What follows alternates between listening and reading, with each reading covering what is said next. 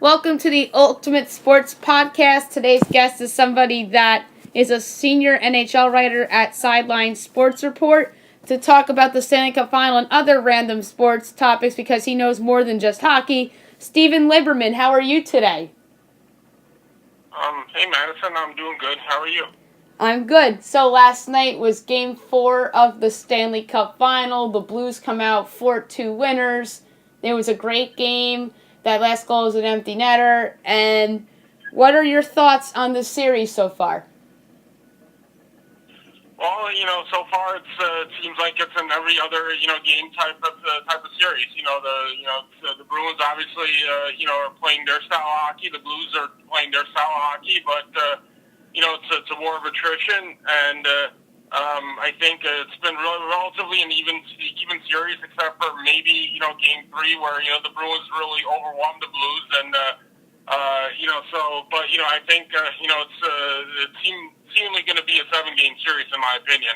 That's the way it's looking, and I think it's going to be great for hockey to have this kind of final where you have two teams who are very physical teams, and they're just they're hitting everything in stride, and so it's going to be interesting. The next few games are going to be very, very interesting.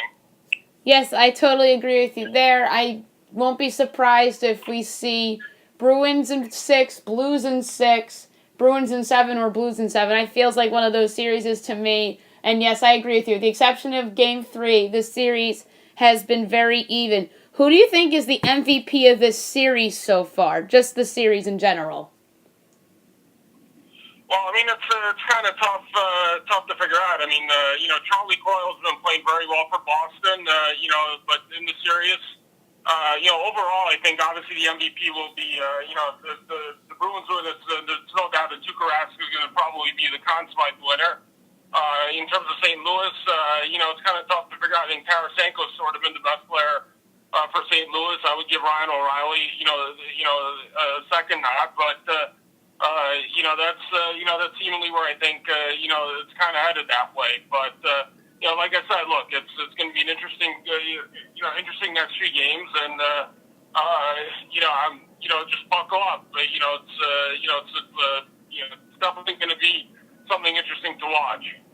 I totally agree with you, but the MVP of this series, I'd say, would be Charlie Coyle, but you talked about the Conn Smythe. To me, Rask has to be the favorite at this point, especially if Boston wins.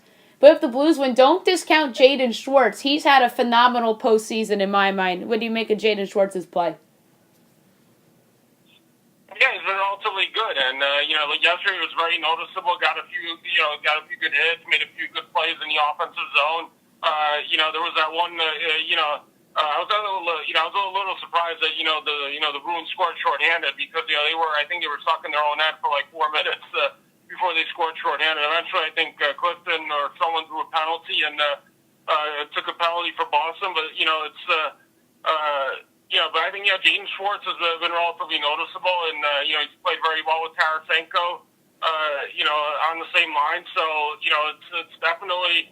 But like I said, look, I still think Tarasenko's sort of been the best player for St. Louis.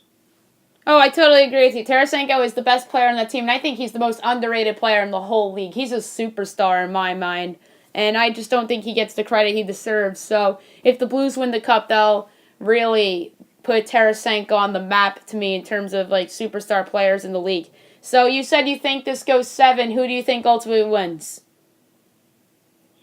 Well, it's like you said. Look, I'm not one of a fan of of the prediction business.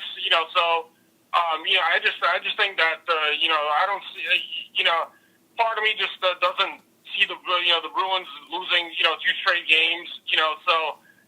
That the way I see it. Look, the Blues could win this in 7. It's just it's just that they have to win the next game, in my opinion, if they want to kind of have that reasonable possibility. So I probably have to give a small edge to the Bruins as much as it pains me because I don't really want to see another parade in Boston. Much like Adam Schein says on the show every night. So, but again, I could see a bunch of scenarios play out right now. I agree with you. I took the Blues in 6 before the series, But like I said, I won't be surprised if any of those four outcomes comes about. Let's switch over to the Well, NBA. Wait, what were you gonna say? Well, I mean, the Bruins, obviously, just one more thing on the Bruins. I mean, look, right now you look at there's a lot of question marks right now with the Bruins. I mean, Chara got hurt last night, and Matt Grzelcyk is hurt, so that's a big blow. If Chara's not able to go for the rest of the series, that's a huge blow for them.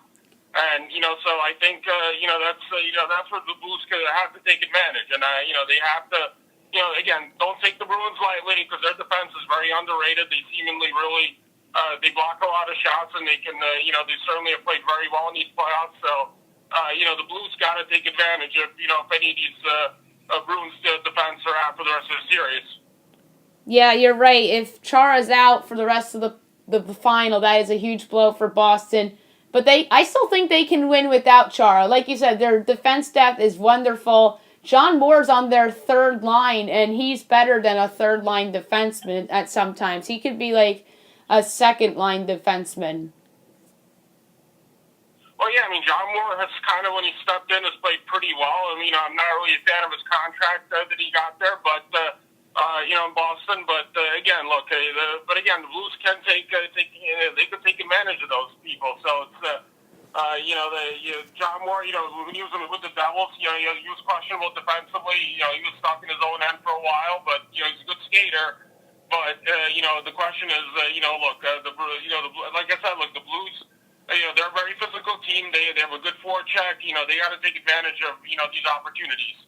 Exactly. So let's switch over to the NBA Finals, where the Warriors won an entertaining game 2. They were up big in the third quarter after the Raptors looked like they had control of it for the first half. And then Toronto makes it interesting late. Danny Green hits that three-pointer to make it a 2-point game. Then Andre Iguodala hits the dagger. What are your thoughts on the NBA Finals so far?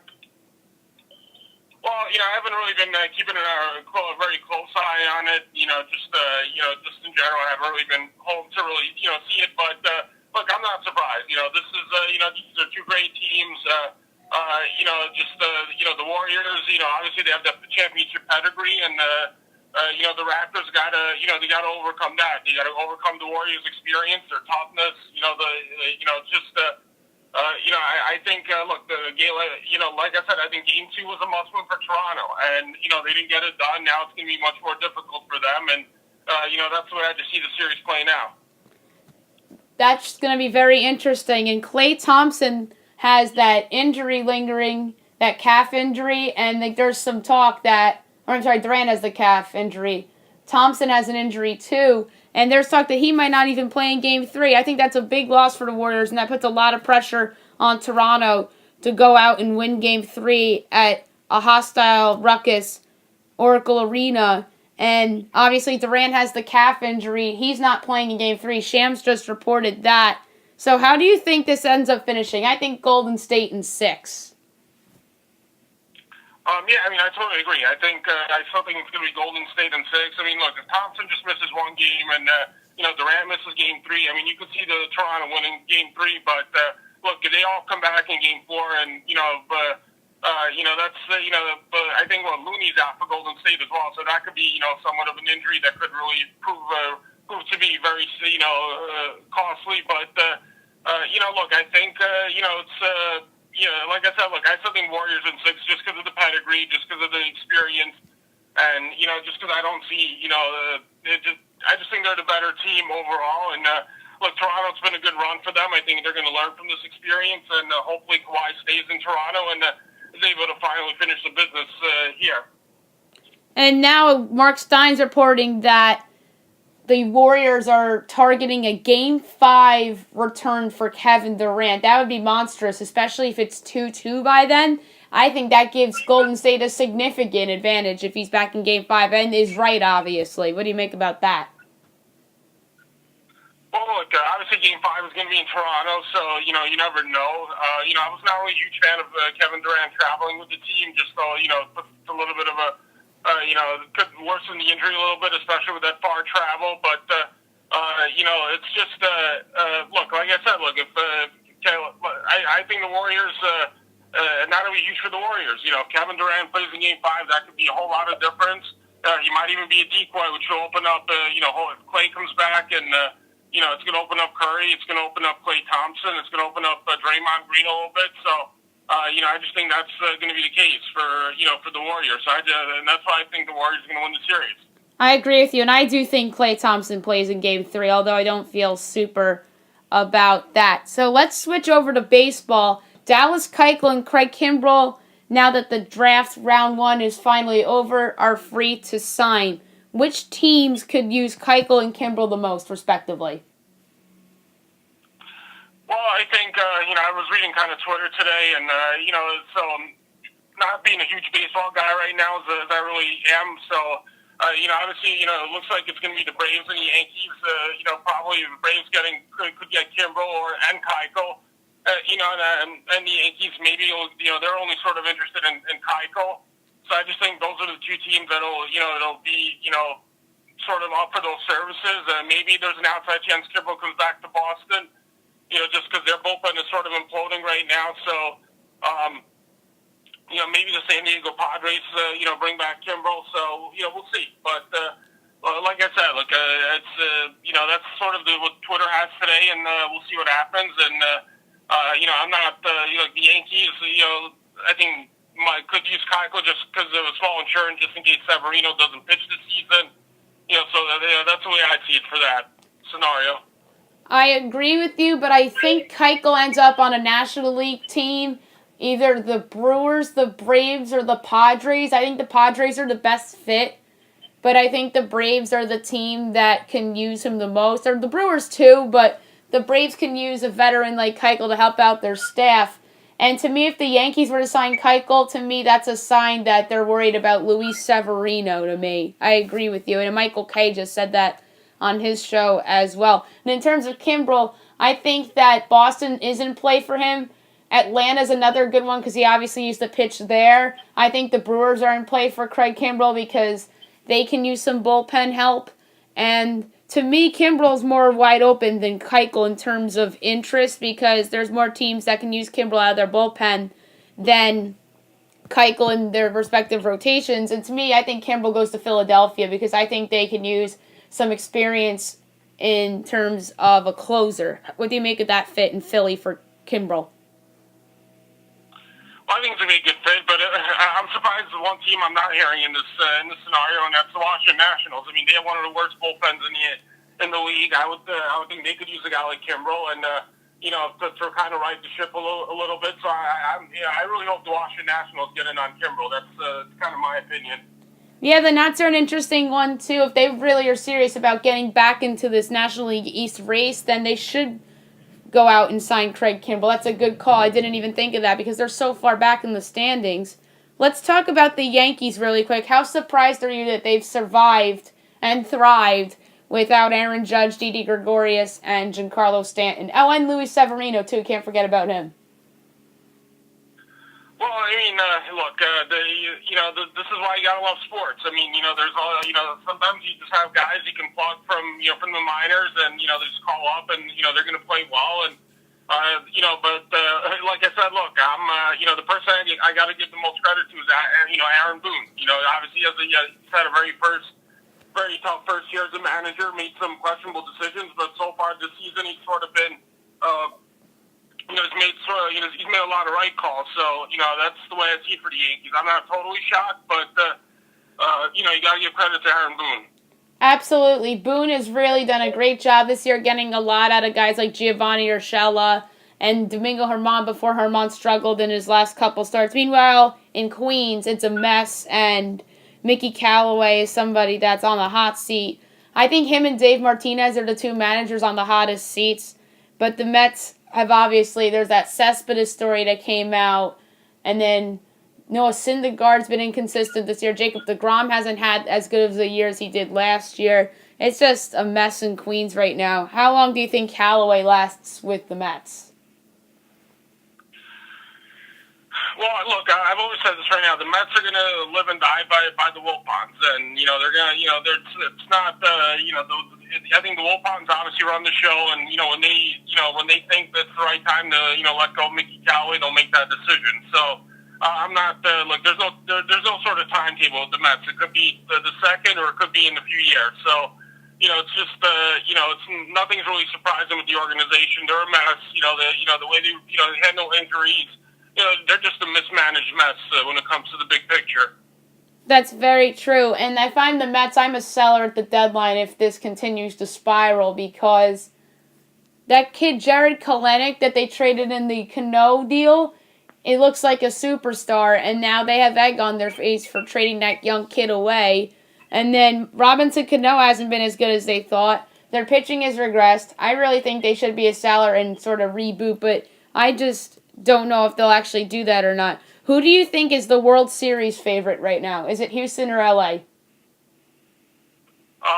Well, I think it's one of those two. I mean, those two teams are looking very good, and we'll see what happens. But I'm going to go with. I hope the Dodgers finally get it done, but right now, it's got to be one of Houston or LA. I think the Dodgers have to be the favorites right now because their starting rotation is better than Houston's in my mind, although Houston probably has the best pitcher in the game in Verlander going for them. Their offense has been great, LA's. Cody Bellinger's made another huge leap. He's the favorite for the National League MVP. To me, the Dodgers are like a few good bullpen pieces away to becoming the unequivocal favorite to come out of the National League. How about you? What do you say?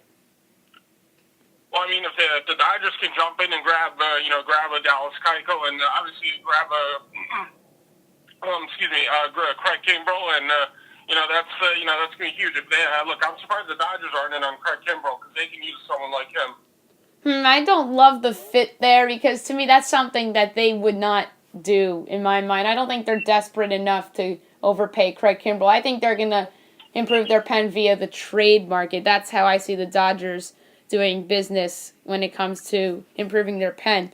Let's talk about the NHL offseason a little bit. To me, the biggest storyline right now has to be the Jack Hughes Capo Caco debate and what the Devils will do at the number one spot. There's some smoke about Caco going number one instead of Hughes. I still think it's going to be Hughes because Hughes and Taylor Hall are close, and I just think it would be very Ray Shero to take Jack Hughes, and I think that would be the right pick. What do you think NJ does? Yeah, I agree with you. I think they're going to take Jack Hughes, and I just think it's very important to have center ice depth in the NHL. When you can have Nico Hischier, Taylor Hall. Nico Hischier and Jack Hughes as your top two centers for the next 5, 6, or even 5, 6, or even more years to come. That's going to be huge.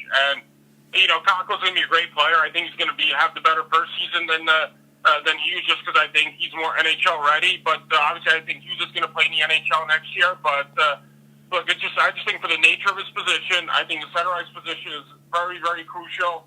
And I just think the Devils just need the Devils have had the worst center ice depth in maybe the past 10 to 15 years, and I think they can go right to maybe one of the best center ice depth for the next 6 to 7 years to come. So. That's the only reason why I give the edge to Jack Hughes. And, I just think, like you said, look, they need to re-sign Taylor Hall.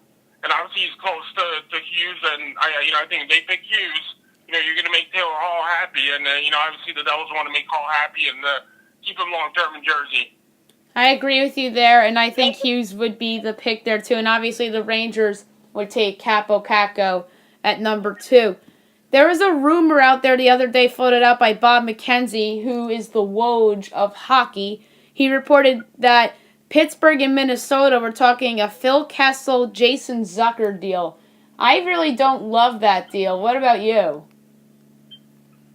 Well, I don't love it from Minnesota. I think Jason Zucker, is a great player. I think he's someone that I think, he has a lot of offensive upside. He's had a little bit of a down year, but... Phil Kessel's getting up there in age, and he doesn't play defense, and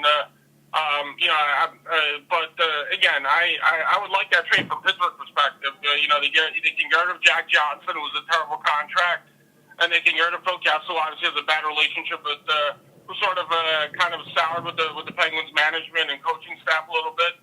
So I would have loved that trade from Minnesota. I would like the trade from Pittsburgh perspective for sure. I agree with you there. I think Pittsburgh would come out as the better side of the deal if that were to happen. But if that were to happen, I think that Pittsburgh would have to give up more to get Zucker. I think they would have to throw in a couple things with Kessel to make that deal work. Who do you think is the biggest name traded this offseason? I would say, it's kind of a.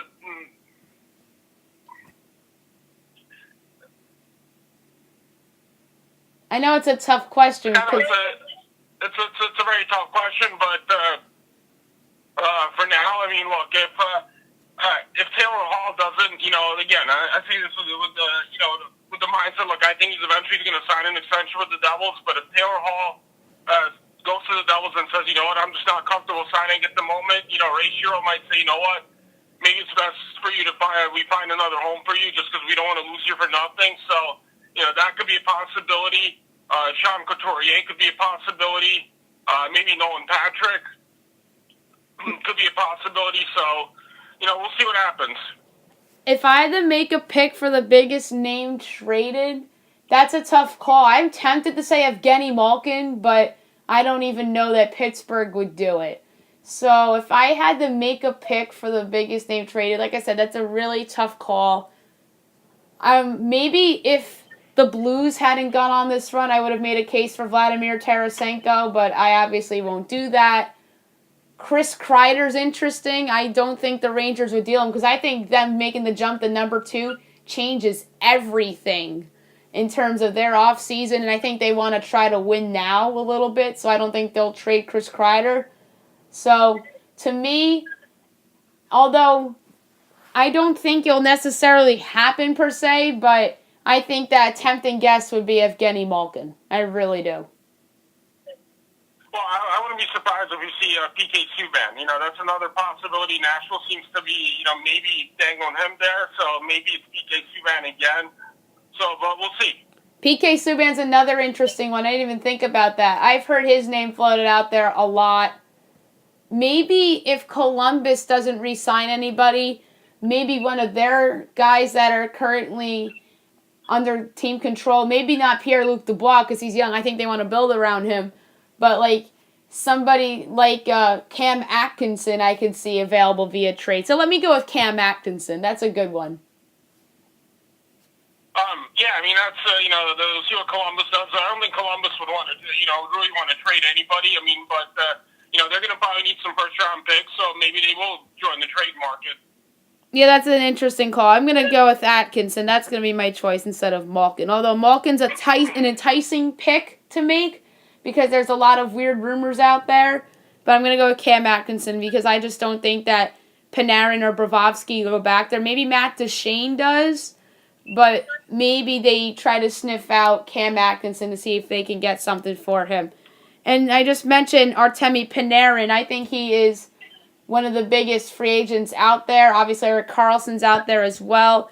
Where do you think that Panarin or Karlsson sign? I think that the Rangers are a distinct possibility for both. I think Florida's in play. Don't rule out the Blackhawks either.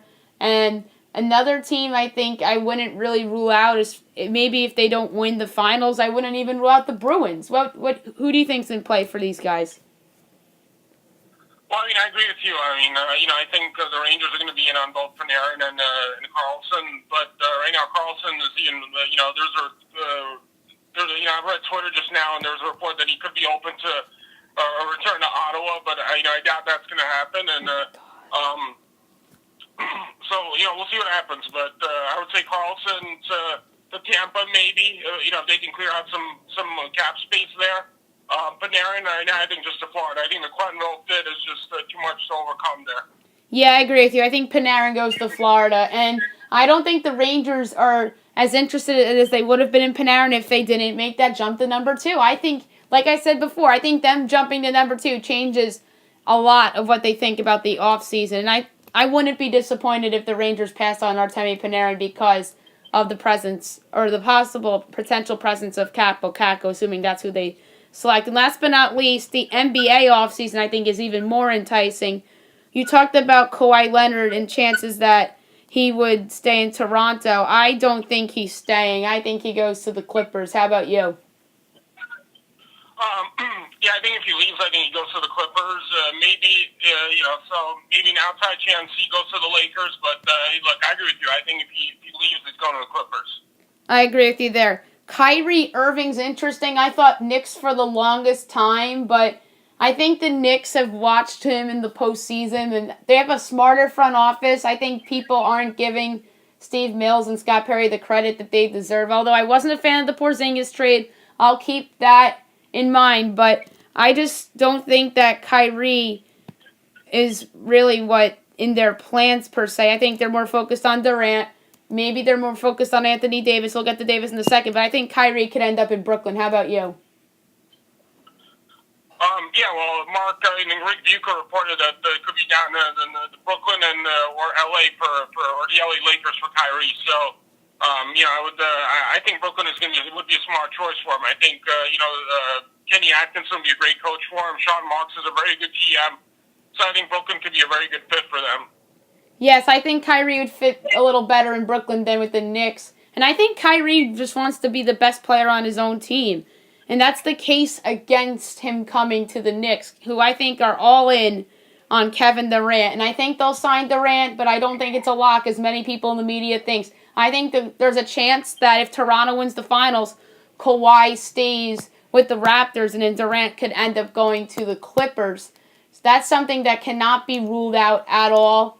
But like I said, I think Kawhi goes to the Clippers. I think Durant goes to New York, but I do not think Durant to New York is a done deal like many in the media think. What do you make about that? I agree. I think Durant is kind of like Dwight Howard a little bit. He's very indecisive, so he'll probably decide, on something else, on July 1st. So, I think Durant, I think it's probably Brooklyn, the Knicks, the Clippers. I think those are the three teams for Durant, in my opinion, or even staying with the Warriors. So, so that's where I see Durant kind of leaning. I agree with you. And then last but not least, the biggest name to be traded in the NBA offseason, in my mind, will no doubt about it be Anthony Davis.